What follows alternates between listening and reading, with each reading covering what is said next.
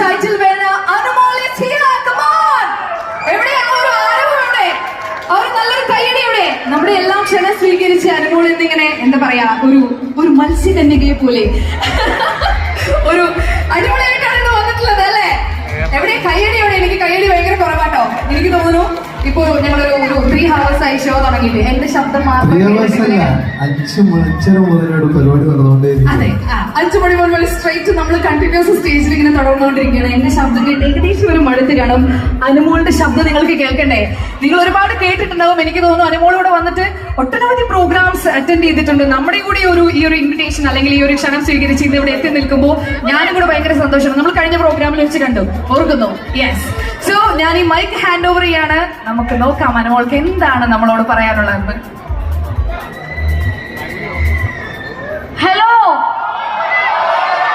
ഓ, അപ്പൊ ഇത്ര സമയം നിങ്ങള് ശബ്ദം ഉണ്ടാക്കാൻ വെയിറ്റ് ചെയ്യുന്നത് അനുമോള് ഹലോ പറയാന്നല്ലേ? നമസ്കാരം.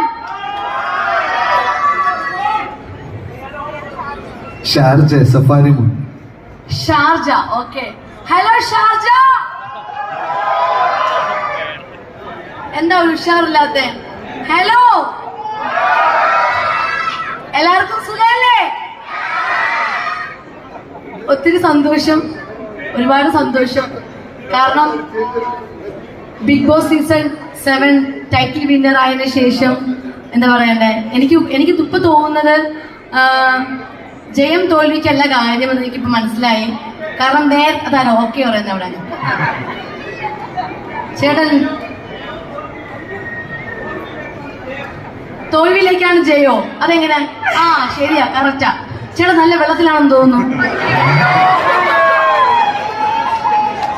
കഴിച്ചിട്ടുണ്ടോ? ചെറിയൊരു ആട്ടം ഉണ്ടല്ലോ. അല്ല, അത് അദ്ദേഹം ഉദ്ദേശിച്ചത് ഓരോ വിജയത്തിലേക്കുള്ള പാത എന്ന് പറഞ്ഞ തോൽവി തൊട്ടാണ് ജയം വരുന്നത്. ചേട്ടൻ പറഞ്ഞ കറക്റ്റാണ് ചേട്ടാ, കറക്റ്റാണ്. ചേട്ടന്റെ കൈയടി എടുക്കോ പ്ലീസ്. അനുമോളുടെ ഫാനാണ്, അല്ലാണ്ട് എന്തായാലും എത്തിച്ചേരില്ല. വന്നപ്പോ മനസ്സിലായി. എന്തായാലും ഒത്തിരി സന്തോഷം. ബിഗ് ബോസിൽ പോകുന്നതിന് മുന്നേ എന്താ പറയണ്ടേ, ഞാൻ